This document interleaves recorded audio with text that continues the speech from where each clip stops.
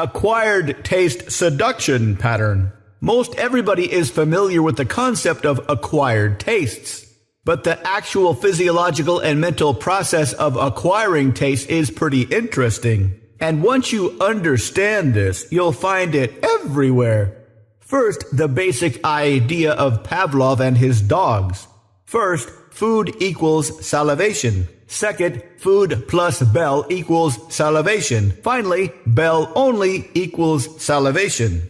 Now consider something like when the first time you drank alcohol. First, alcohol equals bad taste. Next, alcohol equals comfortable mental buzz feeling. Finally, this positive mental buzz feeling is associated with the taste, making the taste better. Same with coffee and healthy food. Healthy food takes a bit longer and there are more variables. Boiled chicken breast tastes boring.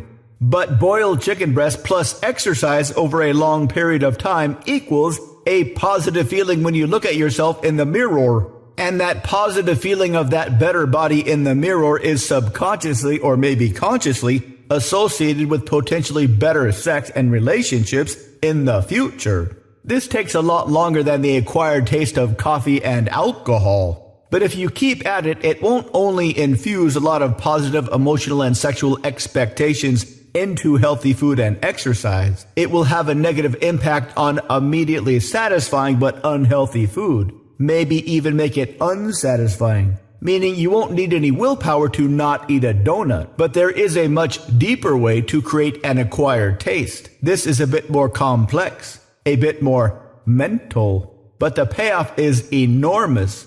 What does this involve? Your ego. The human ego is the driving force of competition of all kinds. Blatant sports or game competitions, subtle communication competitions. The ego is the driving force behind the need to prove to everybody that you are better than everybody.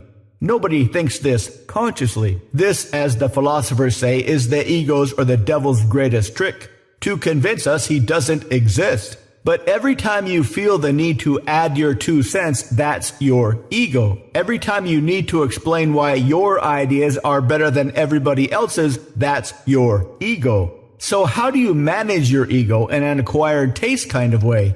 By outframing your ego.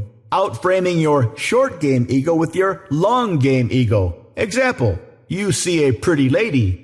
The common strategy is to impress her somehow, to demonstrate value.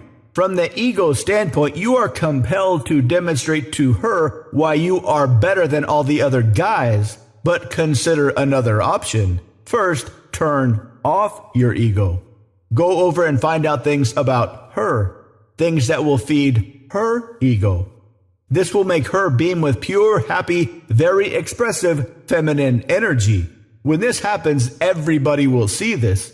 All the ladies in the club will see this. All the dudes at the club will see this. And that will make all the ladies want to be with you. And that will make all the dudes want to be you. Both will be very, very pleasing to your ego. To learn more, visit mindpersuasion.com/3x3.